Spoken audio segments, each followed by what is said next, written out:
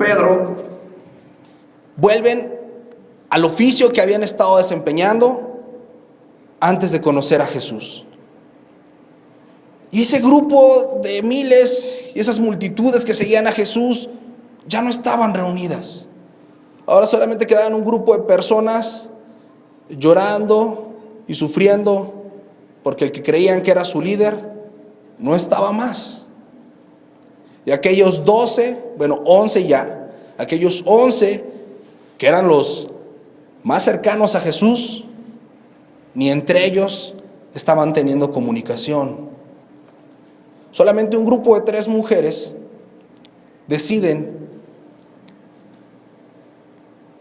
ir a buscar el cuerpo el domingo por la mañana. El viernes, toda la tarde del viernes y todo el sábado es un día oscuro para ellos. El domingo en la mañana deciden ir a buscar a Jesús, el cuerpo de Jesús. Y si me acompañas en tu Biblia, vamos a leer el Evangelio según Mateo en su capítulo 28.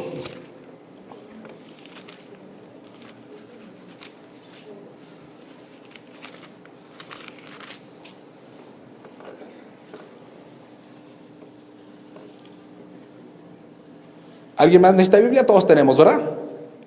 Allá atrás. Gracias.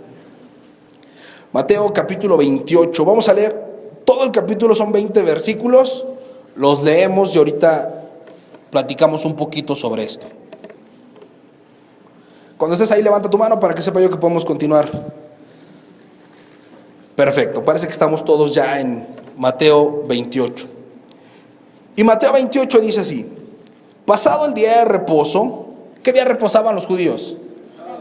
El sábado. Entonces esto quiere decir el domingo, una vez que había pasado el día de reposo, al amanecer del primer día de la semana, vinieron María Magdalena y la otra María a ver el sepulcro.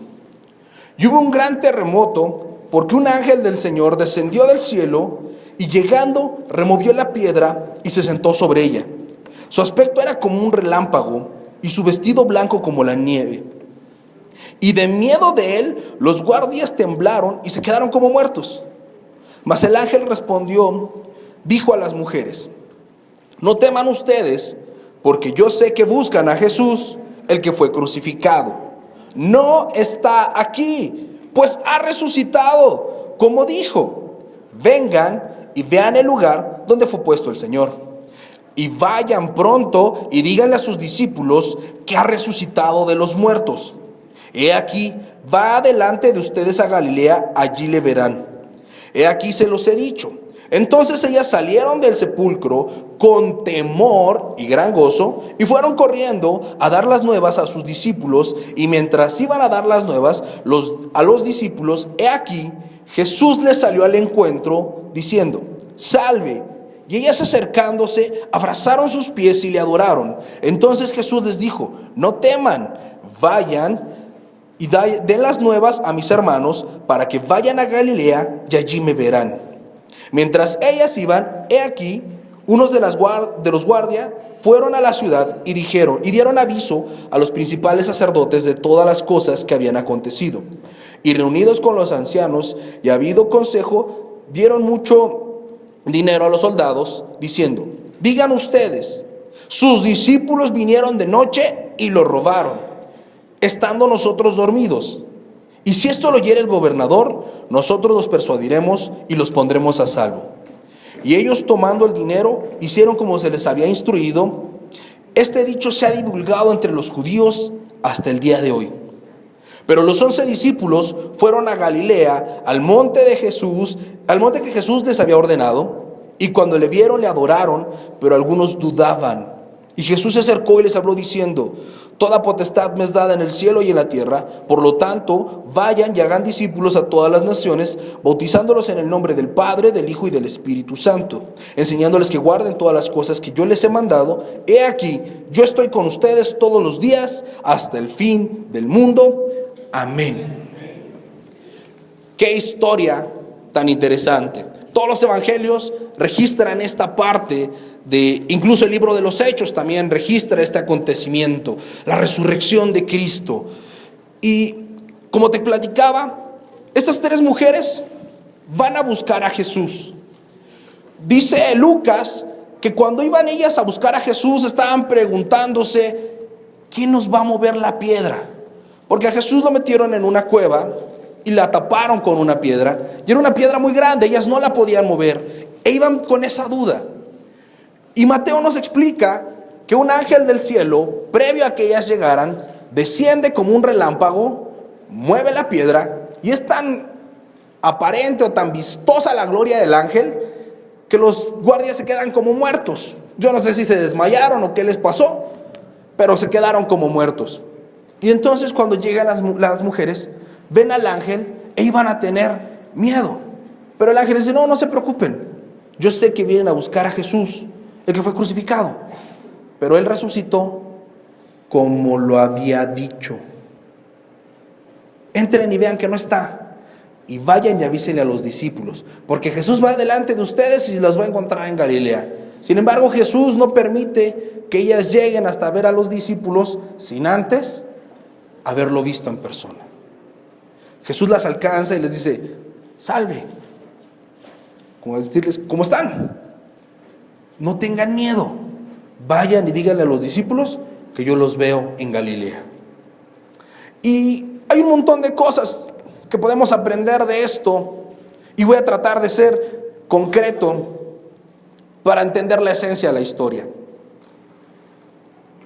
Muchos nos decimos cristianos. No solamente en este grupo, sino en un montón de grupos. Y hablamos bien poco de la resurrección de Cristo. De un acontecimiento tan trascendental que si no hubiera sucedido, tú y yo no tendríamos por qué estar hoy aquí. No tendríamos nada que hacer aquí sentados si Jesús no hubiera resucitado. Y es un acto tan esencial que se ha vuelto polémico, que el mundo ha tratado de desacreditarlo, que incluso es difícil de aceptar en su manera más profunda. Yo sé que superficialmente todos nosotros creemos que Jesús resucitó. ¿Alguien aquí duda que Jesús haya resucitado? Entonces, levanta tu mano si tú crees que Jesús resucitó. Perfecto. Y hay una gran brecha entre creer que Jesús resucitó y saber qué significa que haya resucitado. Todo lo que implica que Él resucitó. Y voy a tratar de hacer un poquito de contexto, espero no aburrirte, para que tengamos más clara la perspectiva de por qué es tan importante este acontecimiento. Si tú alguna vez has leído Génesis, en el capítulo 3, se habla de la caída del hombre. Dios crea a Adán y a Eva en el 6º día de la creación, los hace a su imagen y su semejanza y traza para ellos un plan bien padre. Los pone en el huerto, donde no tendrían falta de nada, donde Adán iba a ser el proveedor de Eva y Eva su ayuda idónea. Y ellos tendrían comunión con Dios. ¿Se enfermaban Adán y Eva? No. ¿Padecían Adán y Eva? ¿Algo les dolía? ¿Envejecían? No. ¿Morían? ¿Por qué? Porque estaban en el reino de Dios. Edén era un reflejo, o por decirlo así, un cachito del cielo en la tierra. Ellos vivían en la perfecta creación de Dios, y es así como todos tendríamos que haber vivido hasta que la serpiente llegó a arruinar el plan. Cuando el hombre peca, la muerte entra al mundo. Y entonces se acaba el estado perfecto. Se acaba el nunca enfermarse, se acaba el no morir y comenzamos a enfermarnos, a padecer y a morir. Entonces la muerte es una consecuencia del pecado. Y en el Antiguo Testamento, Dios comienza a hacerle promesas a la humanidad y traza con ellos un pacto. Y con este pacto promete la venida de un Mesías. Y comienza a lo largo de la Biblia a darles promesas y un poco más de detalles de cómo va a ser el Mesías. En Génesis 3 solamente está el protoevangelio o la primera propuesta del evangelio, donde le dice a la mujer que de la simiente de la mujer vendrá el que pise la cabeza de la serpiente. y que la serpiente le irá al calcañar. Ahí está explicándonos un poquito la venida de Cristo y su muerte en la cruz. Pero más adelante comienza a decirnos que va a ser divino, que va a ser hombre, que será del linaje de David, que establecerá un reino. Y comienza a darnos muchos más detalles de Jesús, entre ellos que va a ser el varón de dolores, que esconderemos de nuestro rostro, que por sus llagas seremos sanos. Y comienza a explicarnos más a detalle la obra de Jesús.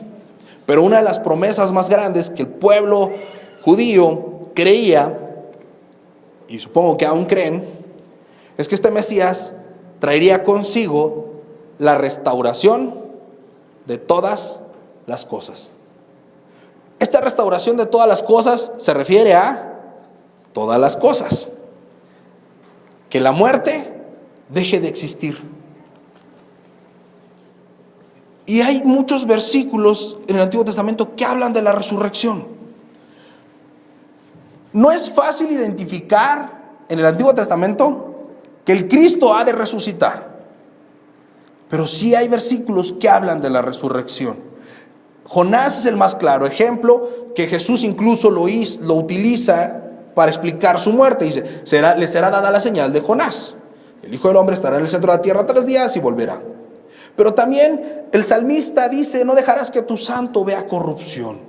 Y dice Job, yo sé que mi Redentor vive y se levantará de entre los muertos.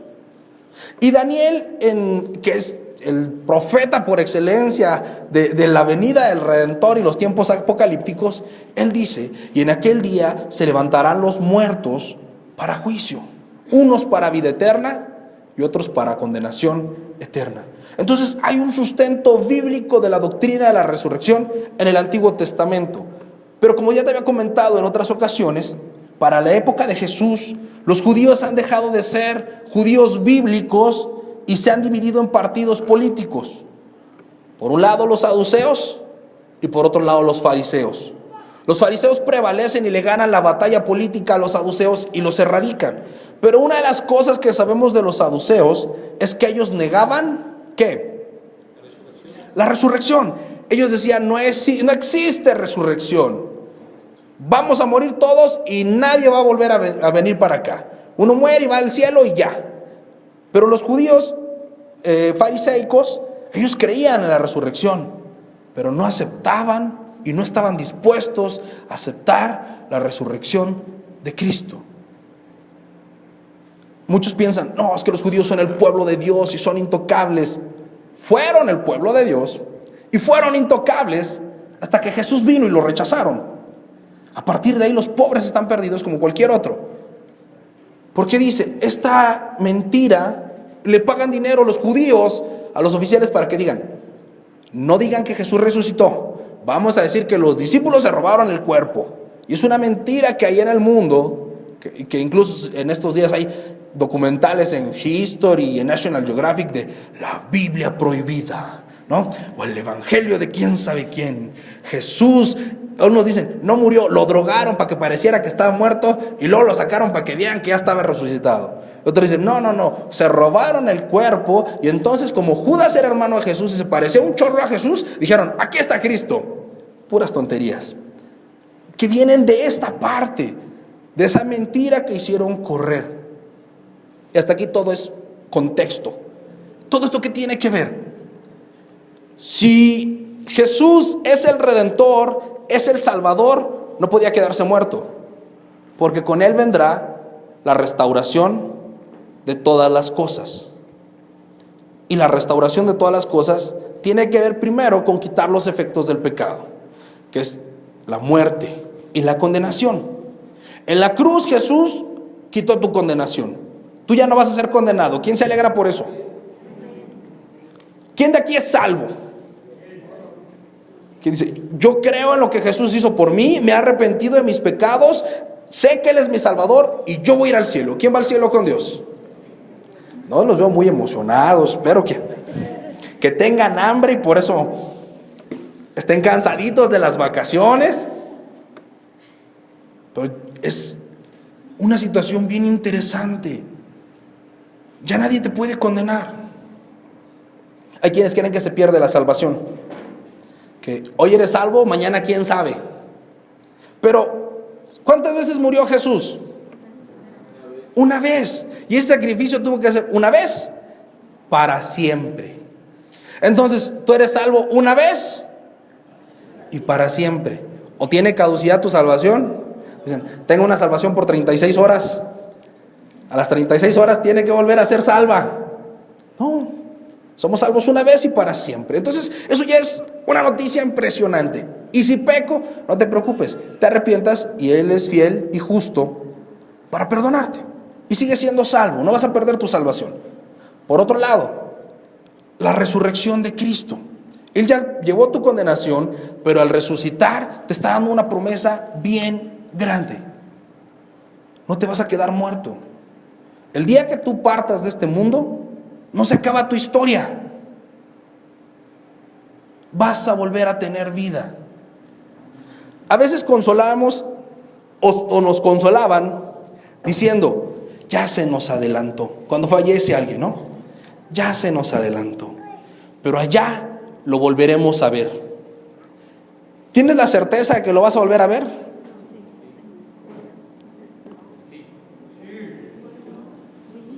Si murió en Cristo, lo volverás a ver.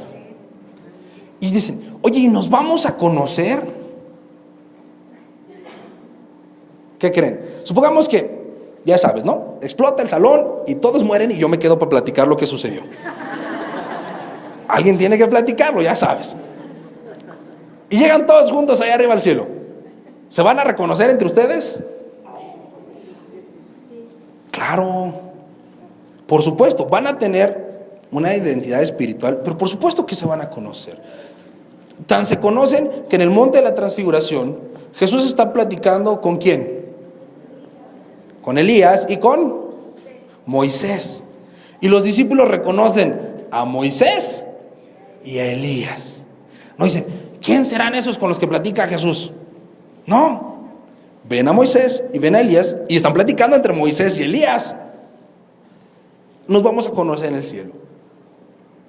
La vida eterna no quiere decir, como nos lo pintan las caricaturas, que vamos a tener alitas y una aureola y vamos a estar tocando el arpa ahí flotando en el cielo. No, habrá un día, un glorioso día, en el que Jesús regrese a terminar la obra que ha empezado y va a restaurar todas las cosas. Y en esa restauración, tú y yo recibiremos nuevamente un cuerpo, pero no un cuerpo como el que tenemos ahorita, que está defectuoso y tiene fecha de caducidad. Este cuerpo sí. El cuerpo que recibamos será un cuerpo glorificado. Cristo es la primicia de la resurrección. Así como resucitó Cristo, resucitaremos tú y yo. ¿Cristo tenía un cuerpo palpable o era un espíritu? ¿Cómo saben que tenía un cuerpo palpable? Porque comió un pescado. Claro, Jesús desayunó pescado. Lean Juan, cuando platica con Pedro, le dice, Pedro, ¿me amas? Está preparando un pescado y desayuna con Pedro. Y le dice a Tomás, mete tu mano. Y Tomás mete su mano. Pero también tenía, ese cuerpo no estaba limitado por lo físico. Porque ¿cómo se fue al cielo? Volando. ¿Cómo se fue al cielo? Volando. Y atravesaba paredes. Y desaparecía. Con los discípulos va camino de Emaús y les va platicando quién es, parte el pan y se va. Un cuerpo glorificado es un cuerpo que tiene una parte física, pero está también en el ambiente espiritual, que no va a envejecer, que no va a tener dolor. Vas a ser como tú, pero bonito. Pero bien hecho, ahora sí. Con ganas. Porque vamos a ser semejantes a Jesús en su resurrección. Pero siempre que hablamos de estas cosas, o siempre que hablo con la gente de estas cosas, yo veo como dos actitudes. Una de, no manches. ¿En serio? Y hablar del cielo produce más dudas que certezas. ¿Y qué vamos a estar haciendo ahí arriba? Y hay quien dice, vamos a estar adorando por la eternidad. Va a ser como una reunión, pero eterna. ¿Quién quisiera ir al cielo si el cielo es una reunión eterna? Nadie. Por supuesto, ¿vamos a adorar a Jesús? ¡Claro! Pero dice que vamos a reinar con Él y le vamos a servir. O sea, nos van a poner a chambear por la eternidad. No nos vamos a aburrir, ni nos vamos a cansar.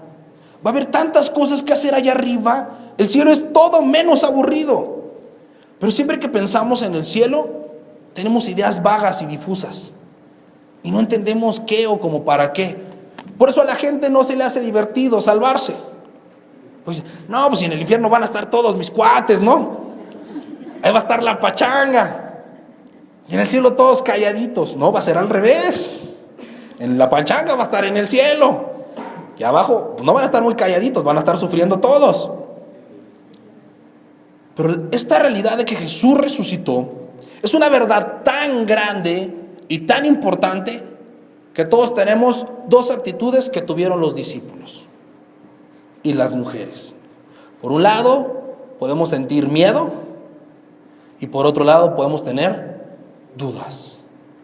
Las mujeres van y ¿qué les da primero? Miedo. ¿No era una promesa? ¿Cuántas veces les dice Jesús que va a morir y va a resucitar? ¿Alguien sabe? Muchas, no es un número. Algunas, en repetidas ocasiones. 3 veces hay registro de que Jesús les dice, es necesario que muera y resucite. ¿Cuántas veces les dijo? No 1, no 2, 3. ¿Y cuántas veces creyeron? Ninguna. De hecho, una vez que les dice eso, 2 empiezan a pelear. ¿Quién va a ser el más grande allá arriba? O sea, no piensan en la resurrección de Jesús, están ya repartiéndose el cielo estos 2.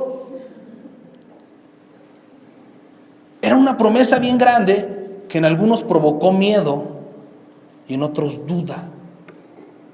El mismo Pedro no creía. Porque Pedro también va a la tumba junto con Juan, los dos que fueron a preparar la cena, pues ahora van a ver si sí es cierto que está vacía la tumba. Llegan a la tumba, ¿me ayudas con la imagen de la tumba vacía? Llegan a la tumba y ven los lienzos de Jesús y el sudario. Y dicen, no, pues sí, ya no está aquí. ¿Por qué dudamos el tema de la resurrección? ¿Por qué nos causa duda? Porque es difícil aceptarlo. ¿Quién de ustedes realmente cree que va a resucitar algún día? Que estás convencido de que vas a resucitar. ¿Quién de ustedes le tiene miedo a la muerte? ¿Y qué tal cuando digo que se va a caer el salón? ¿Nadie quiere? Pablo dice una frase bien interesante. Para mí, el vivir es Cristo y el morir, díganlo todos juntos, el morir es ganancia. ¿Por qué morir es ganancia?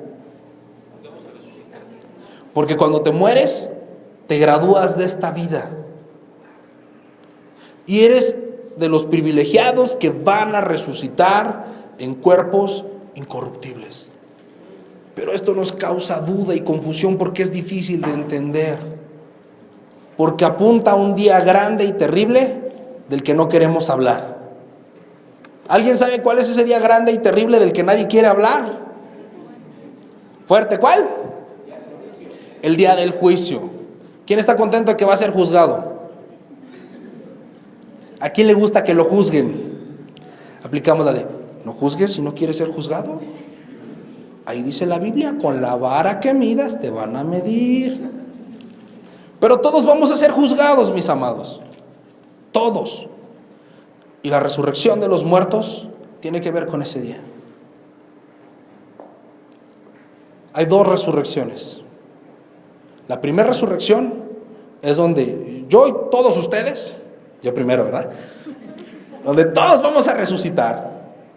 Y seremos resucitados, ¿para qué? Para ser juzgados. Y yo le llamo a esto el premio o chipote. La Biblia le llama de otra manera, pero es más fácil de entenderlo así.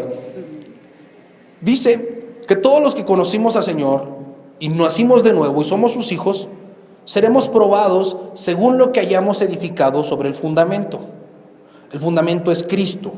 Y dice, aquellos que hayan puesto heno, paja y hojarasca, va a caer el fuego del cielo. Y si sus obras eran heno, paja y hojarasca, ¿qué les va a pasar? Se van a perder. Y serán salvos, sí, pero como el que pasa por fuego. Pero aquellos que hayan edificado plata, oro y piedras preciosas, esas obras van a permanecer y recibirán grande recompensa. Por eso el premio y chipote. Todos los que vamos a estar resucitados y Dios te va a decir, muy bien, mi querido, tú fuiste salvo por una simple y sencilla razón. ¿Por qué esa razón fuiste salvo? ¿Por qué? Porque Cristo decidió que fueras salvo. Te permitió que le conocieras, escuchaste su evangelio, puso en ti la fe y el arrepentimiento y eres salvo. Esa medallita, ¿a quién le pertenece? A Jesús. No puedes decir, oye Señor, pero yo soy salvo, porque ¿quién murió en la cruz? Jesús. ¿Quién hizo la obra redentora? ¿La medallita para quién es? Para Jesús. A partir de ese día y hasta que te mueras, estás edificando. Ahí estás echando sobre el fundamento que es Cristo. Todo lo que hagas para obedecer la palabra de Dios, lo haces con oro, con plata y con piedras preciosas. Todo lo que haces para agradarte a ti, lo haces con heno, paja y hojarasca. Y te vas a morir. Y llegará el glorioso día donde la resurrección de Cristo, que es una promesa de la restauración de todas las cosas y la mayor esperanza de todos los cristianos, se cumpla en tu vida. Y entonces seas resucitado y estarás delante de Dios y verás que edificaste. Y no vas a poder decir a Dios, ¡ay, eso no era bíblico! Porque para eso te dio una Biblia y te la ponemos en las manos aquí. Levanta tu Biblia. Ahí te va a decir si es heno, paja y hojarasca, oro, plata y piedras preciosas. Y vas a recibir recompensas en el cielo. Vas a ir al cielo a reinar, pero vas a tener más recompensas entre más de Cristo haya sido hallado en ti. Y está la otra resurrección, que es la que sí debería darnos miedo si no estamos muy seguros de estar caminando con Dios. Van a resucitar todos los malos, todos los que rechazaron a Cristo, todos los que parecían, pero no eran hijos de Dios. ¿Y ellos para qué van a resucitar? Para el chipote o chipote. Van a ser resucitados para juicio. Todos para condenación. Con parejitos, todos van a ser condenados. Pero habrá quienes reciban mayor condenación. Y no es de que digas, bueno, a mí que me toque poquita, porque aunque sea poquita, es condenación eterna. Poquita o mucha, están fritos ellos. ¿Tendrán otra oportunidad? ¿Por qué no? Porque ya tuvieron un chorro. Cada día de vida que tuvieron 24 horas de oportunidades. Por eso es tan importante la resurrección de Cristo. Porque anuncia la resurrección de los muertos, el cumplimiento de la promesa de Dios y lo que nos muestra que Él tiene el control absoluto de todo y ha estado planeado el fin desde antes que hubiera un principio. Jesús ya sabe quiénes sí y quiénes no. Él tiene el control de todas las cosas. Él está a cargo y el hecho que Él haya venido a morir y resucitar, para ti y para mí tiene que ser la noticia más grande que podamos escuchar. El hecho de que Jesús resucitó no es algo que yo solamente debo creer superficialmente, sino es una alegría y un gozo que tiene que haber en mi vida, de saber todo está bajo control. No hay nada que me pueda pasar que Dios no tenga previsto. Y si muero, no es el final de mi historia. Si muero, es el comienzo de la mejor historia en mi vida. Todos aquellos que dudan de la resurrección de Cristo, que minimizan la resurrección de Cristo o que ignoran la resurrección de Cristo, No pueden tener una perfecta relación con Dios porque no entienden esta promesa, que es una promesa maravillosa y que nos obliga a ser conscientes de que aquel día se acerca, de que aquel día está cada vez más pronto, más cerca. A veces la gente me dice: oye, Oscar, pero tú cada 8 días hablas de que Jesús murió y que Jesús resucitó. ¿De qué otra cosa puedo hablar? ¿Qué otra cosa puede ser interesante? La resurrección de Cristo es una promesa para tu vida. Los discípulos habían perdido la fe, habían perdido el gozo por no estar al pendiente de la palabra de Jesús, por no ser conscientes de lo que Él había dicho, que iba a pasar, que iba a morir y a resucitar. Tú y yo podemos ser cristianos de 2 maneras. Los cristianos que están medio creyendo y medio cumpliendo, o los cristianos que aceptan toda la verdad y se aferran a ella. Hace ratito que estábamos cantando ¿cuán grande es Dios? Si tú reflexionas en esa letra y piensas en el Cristo resucitado, es casi como una ventanita al cielo. Dice: todos lo verán. Es un rey vestido de majestad. Jesús no está clavado en la cruz. Jesús no está muerto. Él resucitó y está sentado a la diestra del Padre. Aquel que se humilló hasta la muerte y muerte de cruz, el Padre lo exaltó hasta lo sumo. Y hoy es un rey glorioso que venció al enemigo, que derrotó al pecado, a la muerte y al diablo, y que está de tu lado, que es tu rey y viene por ti, que cuida de ti. Que no solamente es Jesús el que está sentado allá en el trono, glorioso, con una gloria tan indescriptible que cuando Juan lo ve en el Apocalipsis dice que su cara era como el sol y sus ojos como fuego y sus pies como bronce bruñido y tenía el arco iris detrás de él. Que ese mismo Dios vive en ti. El Dios vivo mora en medio de ti. ¿Realmente lo crees? Que el Dios vivo está en ti. ¿A qué le puedes tener miedo? ¿Qué te puede robar la paz? ¿Qué te preocupa? ¿Qué te desanima? ¿Qué hace que dudes si comprometerte o no con Dios? Si ese rey vestido de majestad, glorioso y victorioso, vive en ti. Cuando Jesús se fue, dijo: no los voy a dejar solos, les enviaré uno igual a mí, al Espíritu Santo. Y por medio de Él, el Padre y el Hijo también están en nosotros. ¿Dónde Jesús encuentra a sus discípulos después de su resurrección? ¿A dónde los mandó? A Galilea. ¿Por qué a Galilea? ¿Dónde empezó Jesús su ministerio? En Galilea. ¿Y por qué lo concluye ahí?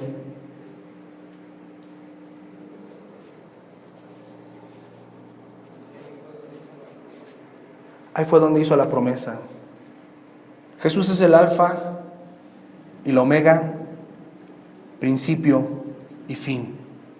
Y el Dios que puso un principio a tu vida, el Dios que comenzó una obra en tu vida, ¿qué crees? La va a terminar. El Dios que te dio una promesa, ¿qué crees? La va a cumplir. Que no te quepa duda de eso. Oye, pero ya se tardó. No. Todo debajo del sol tiene un tiempo. Jesús no llega tarde. No estás solo, estás con Él. Él vive en ti. Y se les aparece a sus discípulos y les dice: ¿por qué temen? ¿Por qué dudan? Y hoy Dios te pregunta eso. ¿Por qué temes? ¿Por qué dudas? ¿Por qué dudas si esto es para ti? ¿Por qué dudas si comprometerte? ¿Por qué temes al mañana? Si el Rey de Reyes vive en ti, murió y resucitó para estar contigo. Y mejor dicho, para que tú estés con Él. Si Dios es contigo, ¿quién contra ti? Él se levanta como gigante y va delante de nosotros. Es el varón de guerra. Es nuestro escondite y nuestro refugio. Es nuestro lugar alto, nuestra salvación, nuestro escudo, nuestro estandarte, es nuestro sanador. Es todo. Porque resucitó. Sin resurrección no tendríamos nada. Con resurrección lo tenemos todo. Dijo, toda autoridad me ha sido dada. ¿Cuánta autoridad tiene Jesús? ¿Cuánto poder tiene Jesús? Y después de eso, ¿qué promete? Dice, y aquí estoy, ¿con quién? Di conmigo. ¿Con quién está Dios? ¿Cuánto tiempo?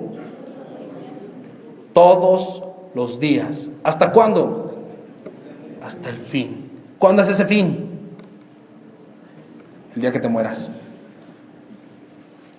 El Rey de Reyes, el Rey de Gloria, está contigo todos los días hasta el fin. Con toda su autoridad y con todo su poder. Y como consecuencia, dice, entonces puedes hacer discípulos a las naciones. ¿Qué quiere decir esto? En el momento, en el día que entiendas quién es Dios, qué hizo por ti y qué hará por ti, vas a empezar a hablar de Él. Sí o sí. Los que no hablan de Dios es porque no lo conocen bien. ¿Qué digo de Dios? ¿Qué no puedes decir? Todo lo que ya hizo por ti. Murió y resucitó. Y todo lo que eso implica. Y ese día vas a comenzar a caminar diferente. Y vas a comenzar a hablar diferente. Porque no vas a estar esperando a ver qué Dios va a hacer. Vas a estar atento en las promesas que Él ha hecho. Porque sí o sí, Él las va a cumplir. Ayúdala con la que sigue, por favor. En Juan 11, 25, 26. No lo busques, te lo digo. Jesús dijo, yo soy la resurrección y la vida. ¿Qué es Jesús? ¿Por qué no dijo la vida y la resurrección?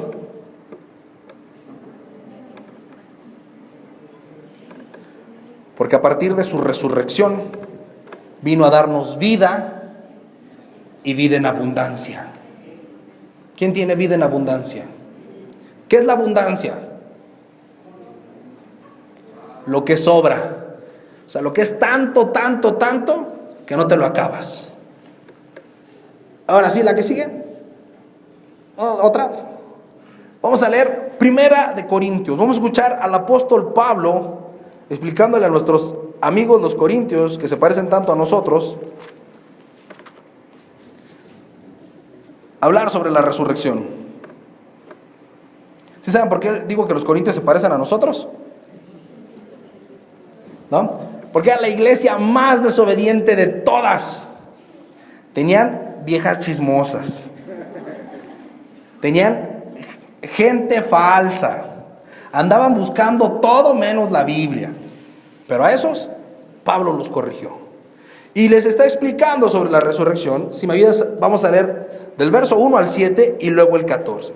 Dice, además les declaro, hermanos, el evangelio que les he predicado, el cual también recibieron y en el cual también perseveran, por el cual, asimismo, si retienen las palabras que les he predicado, son salvos, y si no, creen en vano.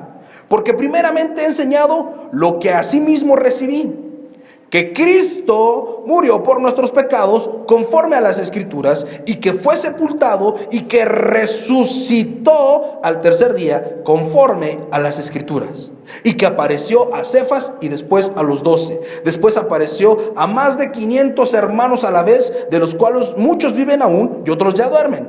Después apareció a Jacobo, después a todos los apóstoles. Pablo les está resumiendo el Evangelio. ¿Qué es lo que debes creer? Y les dice dos cosas. ¿Cuál es la primera? Que Cristo murió. Y dos, que resucitó. Ambas cosas conforme a lo que estaba escrito. Y termina concluyendo en el 14. Y si Cristo no resucitó, vana es entonces nuestra predicación y vana también es nuestra fe. ¿Qué quiere decir eso? Si tú no vas a querer la resurrección, no tiene sentido que creas en todo lo demás. Aquellos que dudan de la resurrección de Cristo no pueden conocer a Cristo, no pueden acercarse a Él. Aquellos que ni siquiera predican de Cristo nunca van a conocer a Cristo. Que no predican de su resurrección, que no estudian lo que significa su resurrección, no lo vas a poder conocer. Jesús no solo murió, sino resucitó. ¿Es más importante su resurrección que su muerte? No, son iguales de importantes. Entonces tampoco es más importante la muerte que la resurrección. En ambas se cumple todo. El día que tú tomes tu Biblia y te dediques media hora a tratar de investigar todo lo que significa para tu vida que Jesús murió y resucitó, ese día vas a tener un concepto distinto de Jesús. ¿Qué significa en mi diario vivir? Jesús murió y Jesús resucitó. ¿Cómo eso tiene que hacerme diferente? ¿Cómo eso impacta mi vida? ¿Cómo eso me da valor? ¿Cómo eso me da esperanza? Bien fácil. No eras nada y te lo dio todo. ¿Y qué te pide a cambio? Nada. Dedícate a pensar, ¿qué si tienes? Salud, una familia, un techo, comida, un trabajo, hijos, esposa, papás, hermanos, vida, la oportunidad de conocerle, el hecho de saber que no te vas a ir al infierno, el perdón de pecados, la misericordia infinita, la esperanza, una vida en abundancia, un Dios que te escucha, recursos ilimitados en Él y vida eterna después de esta vida. ¿Cómo eso no va a cambiar tu percepción de la vida? ¿Cómo eso no va a cambiar tu diario vivir? Espero haber sido claro. No estoy seguro de haberlo sido, pero espero que sí, porque por lo menos hayas podido entender una parte de esto. Que Jesús resucitó, que está vivo y vive en ti. Y la obra que ha comenzado, la va a terminar. Y que te dice como a los discípulos, no temas y no dudes, porque Él está contigo todos los días hasta el fin. Amén. ¿Les parece si terminamos orando? Cierra allí tus ojos.